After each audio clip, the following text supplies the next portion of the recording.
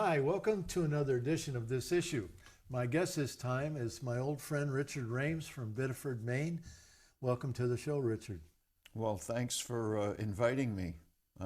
It's nice to get out of Biddo. Glad to have you. You are a vegetable farmer, family farmer, public access TV show host for many, many years. Democratic media advocate. There you go. And a rock and roll musician. Well, And you're very kind. guitar player, lead singer. I've seen you perform. I was quite surprised, and I'm very happy that you just flew in from Honolulu. You hadn't even had time to change your shirt, so thanks. Well, as you know, Bruce, this show that we do in Biddeford every week. Some years ago, we decided to warm up to climate change, so we do all the shows in Hawaiian shirts in anticipation of no ice left on the planet. You do that show every week. Every week, an hour long, Bruce. Do you ever wash that shirt? Sure, I wash them all the time, but I have quite a few. Oh, okay. All right. I wear them in the band too. Oh, okay. Well, let's get into it. The rest of the show won't be as much fun as our intro here because we got some difficult subjects to talk about.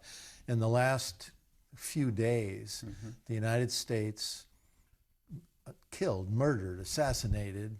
You're not supposed to say that, Bruce. Well, I did. Yeah. And they assassinated the second highest figure, they say, in the Iranian country. The story has now emerged that he was on a diplomatic mission carrying a letter from the Iranian government to Iraq for a consultation, essentially to create a peace deal with Saudi Arabia, because the conflict in the region is Iran and Saudi Arabia, Sunni and Shia. And so clearly he was on this diplomatic mission that by all international law standards is a protected situation, and then the U.S. took him out. Can you comment on this? This took him out is the phrase that the political class likes to use. It sounds better than assassinate or murder, okay? I have only the sketchiest notion about that the subject that you're talking about.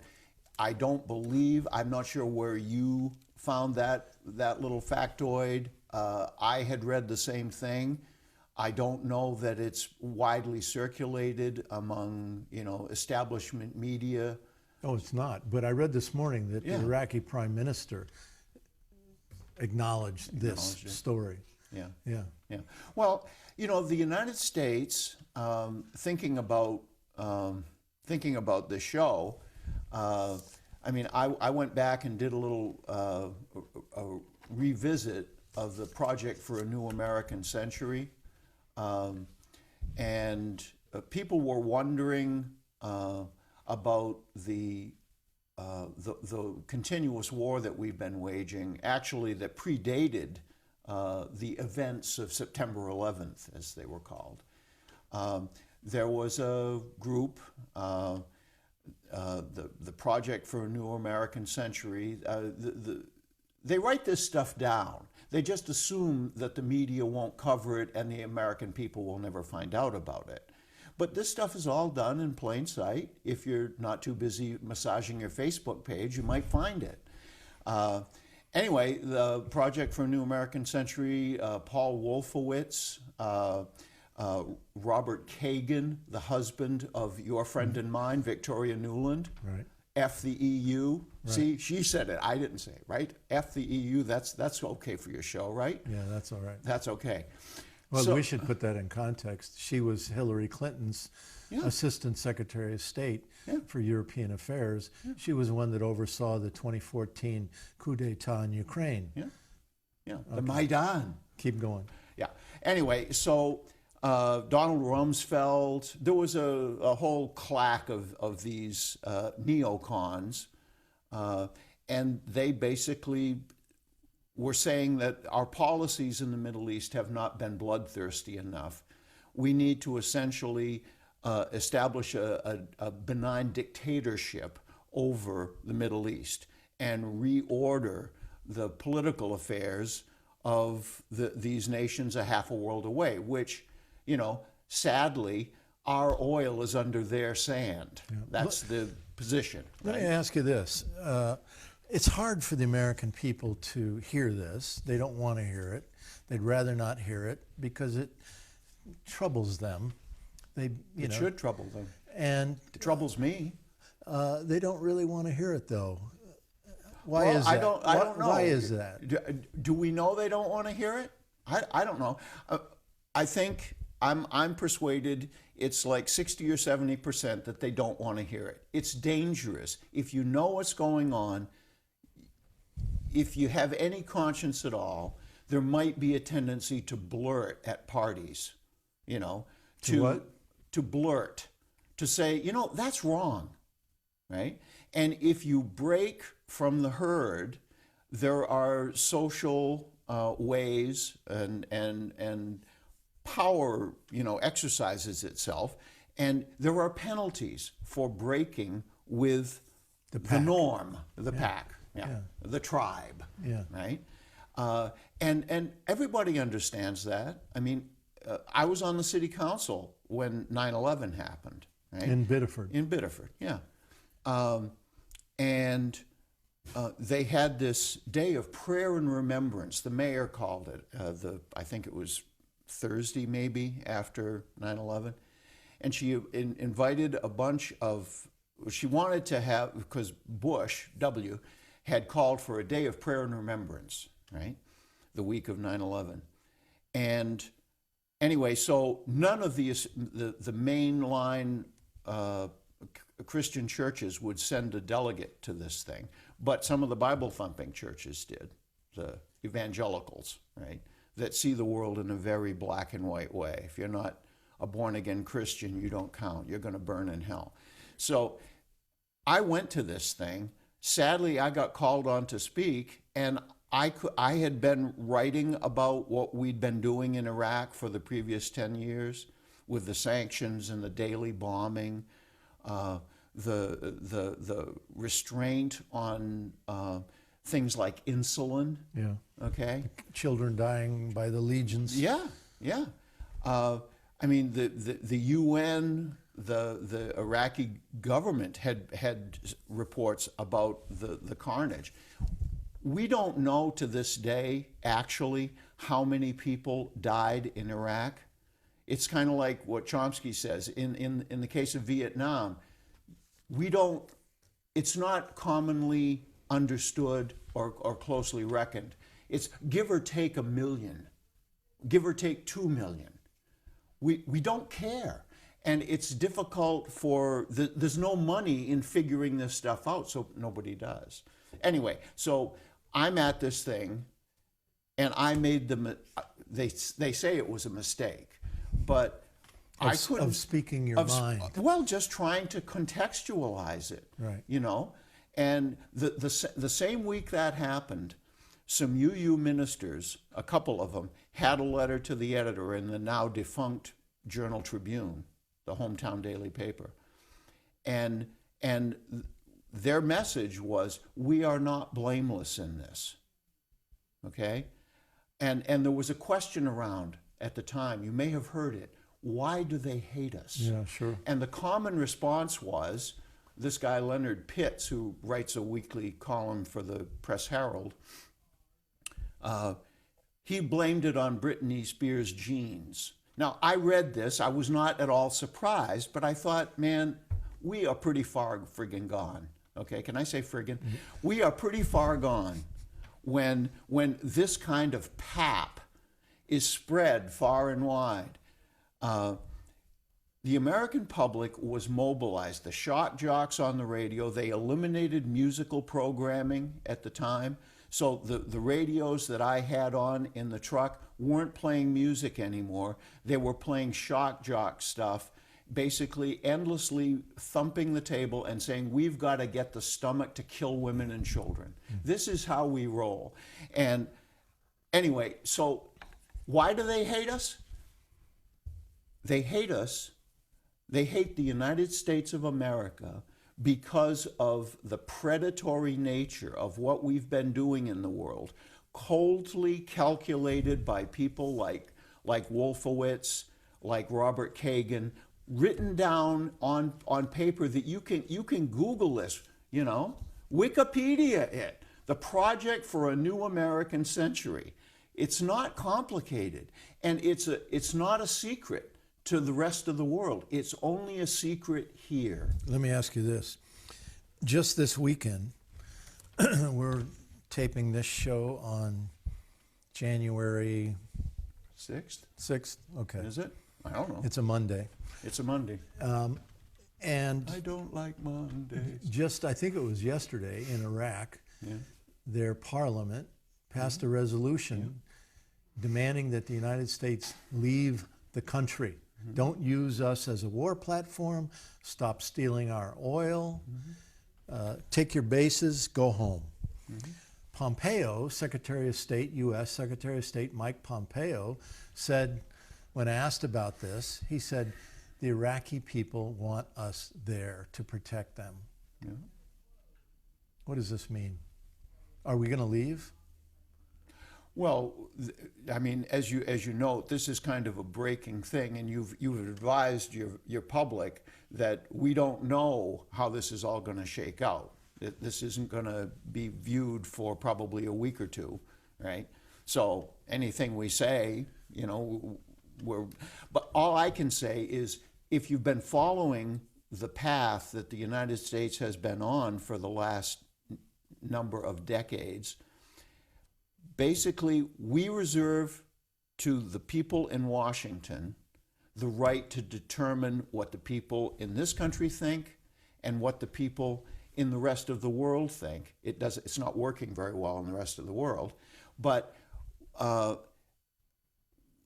basically what Pompeo is saying is he's simply restating the words of George H.W. Bush around the time of the first attack on Iraq back in 1990, 91, I lose track.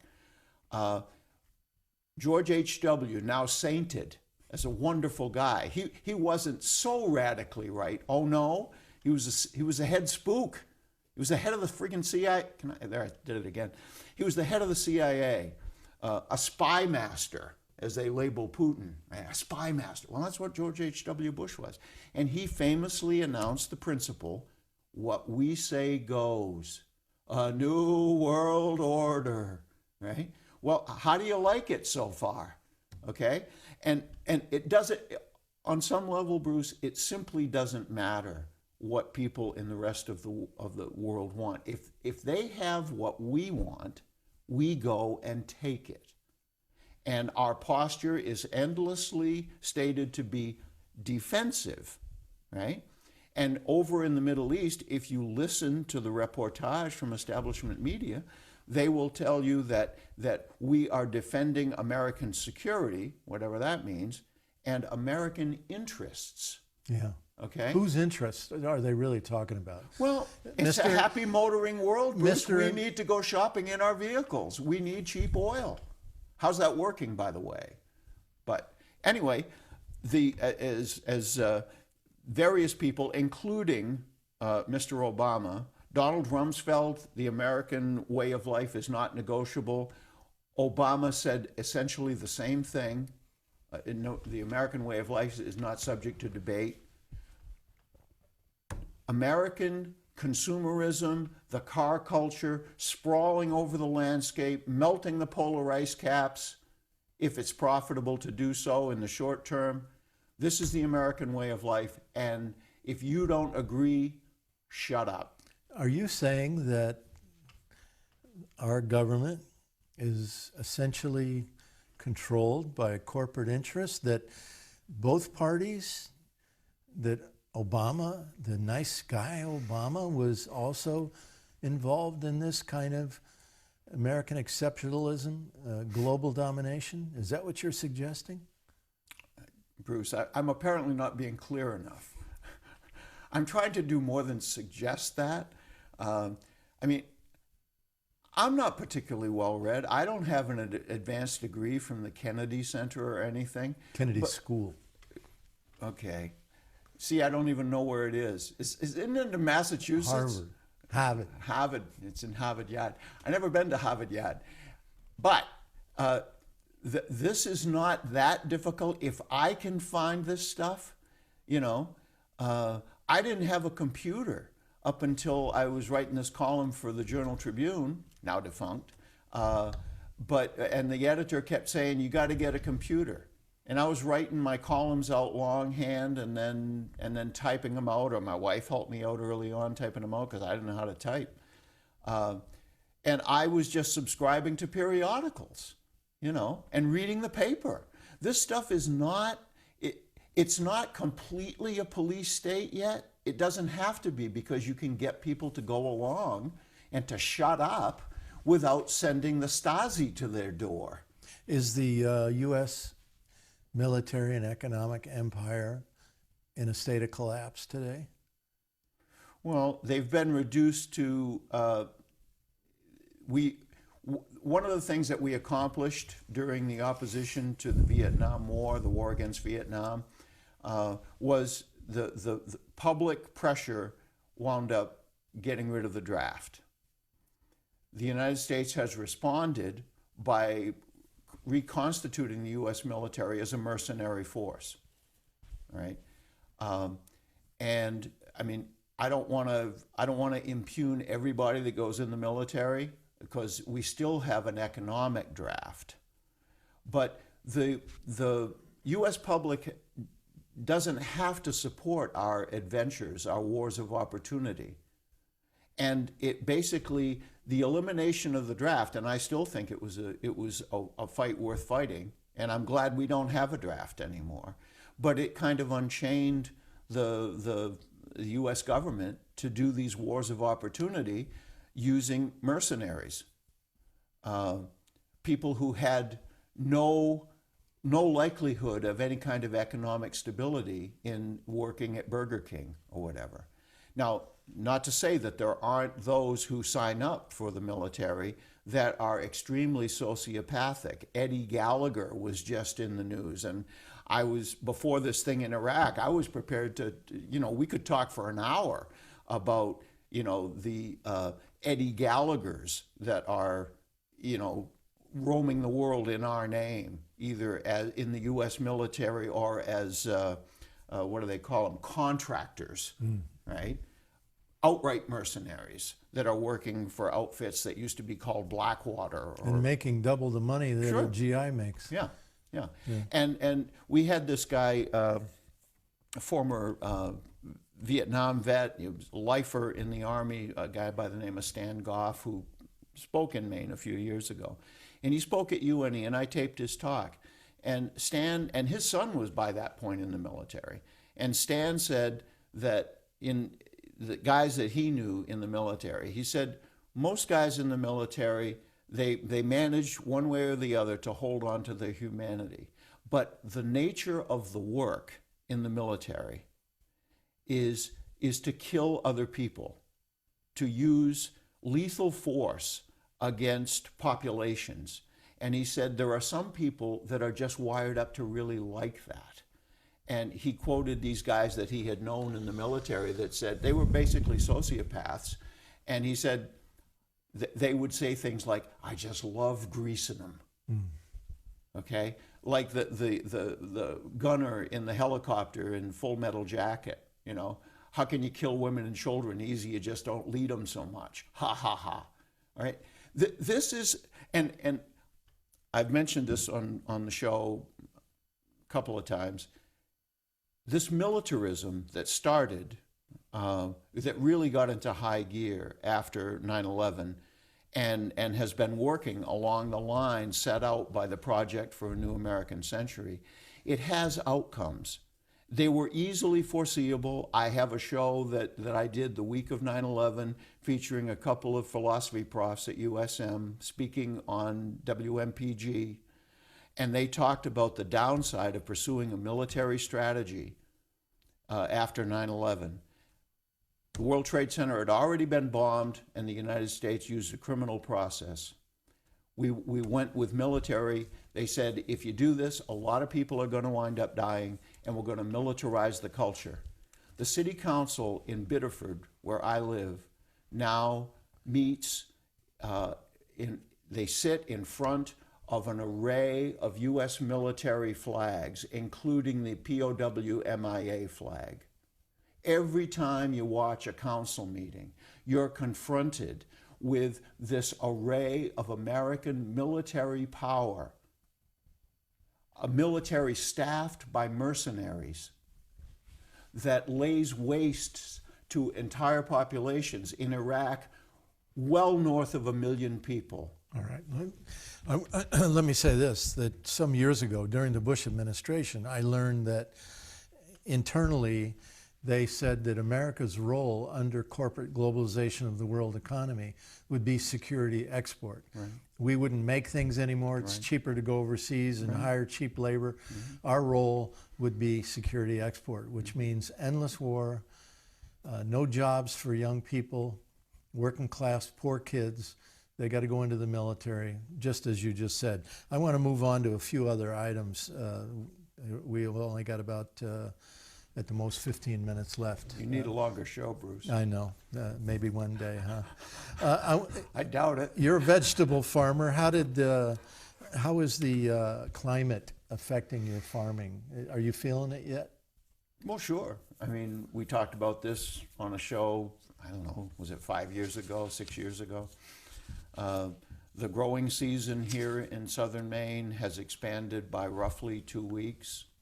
When we started back in the 80s, we normally would get a heavy frost or a killing frost on or about the middle of September. Now it's the middle of October most times. Sometimes I've been picking corn in November every few years.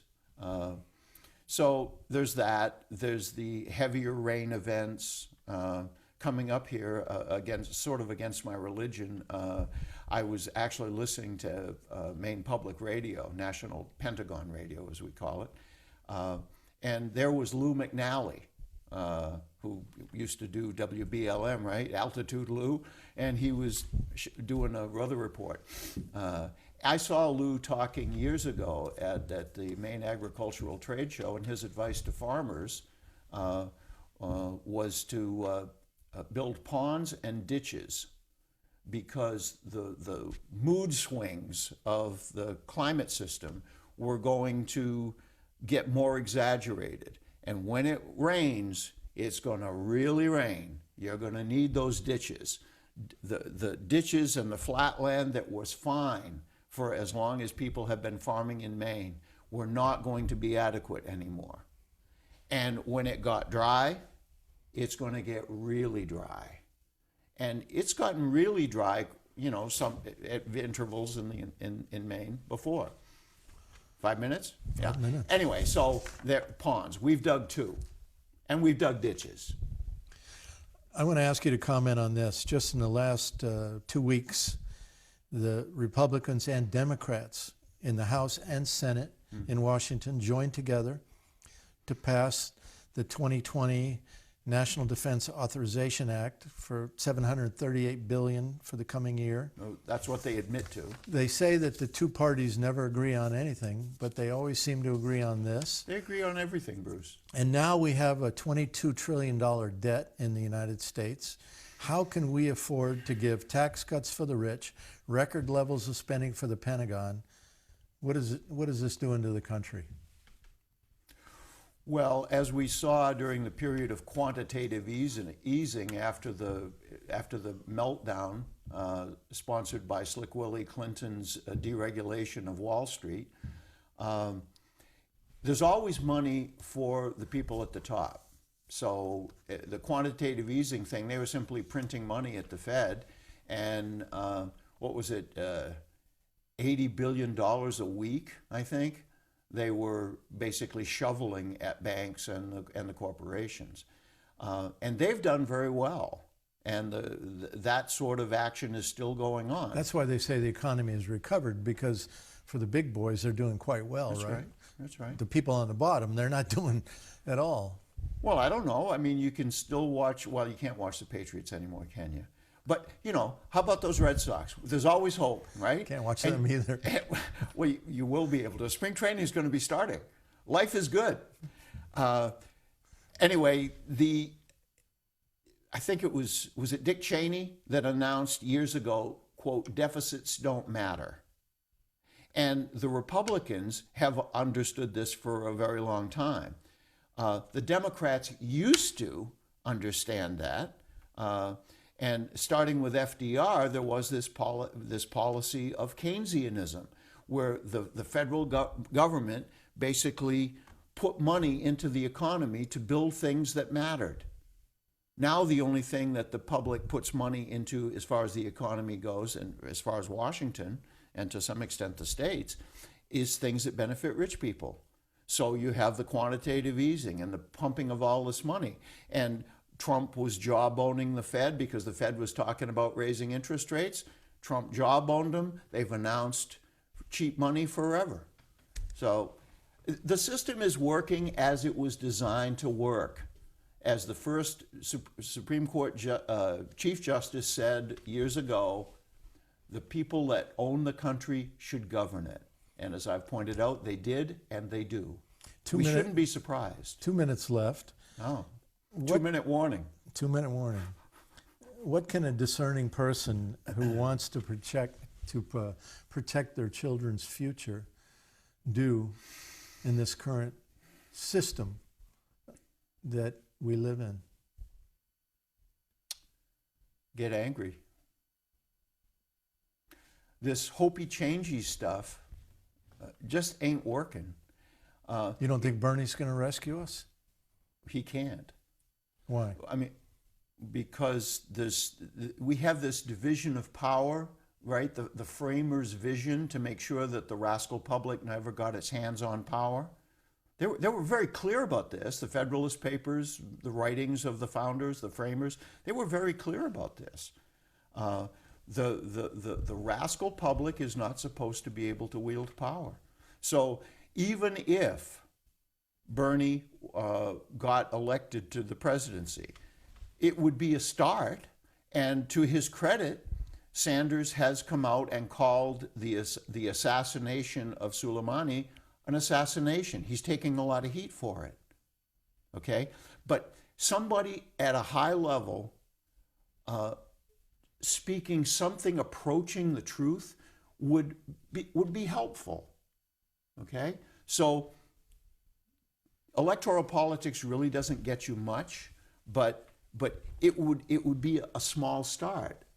But people, as painful as it is, people need to try to get beyond the stuff that's spoon-fed to them. And I know everybody's busy working 5 jobs and distracted by anti-social media and all that crap. But the stuff is out there. And if you have the courage to look, it's there. And if you want to know how the world works, you can find out. As Chomsky has said, the way the world works is not that complicated. An average 3rd grader could understand it if they could get their hands on the original material and figure it out. Richard Rhames, vegetable farmer and activist, thank you very much for coming up from Biddeford to be on the show. Well, thanks for doing what you do. Appreciate it. And thank you for watching another edition of This Issue. Until next time, good luck to you all, and please get organized.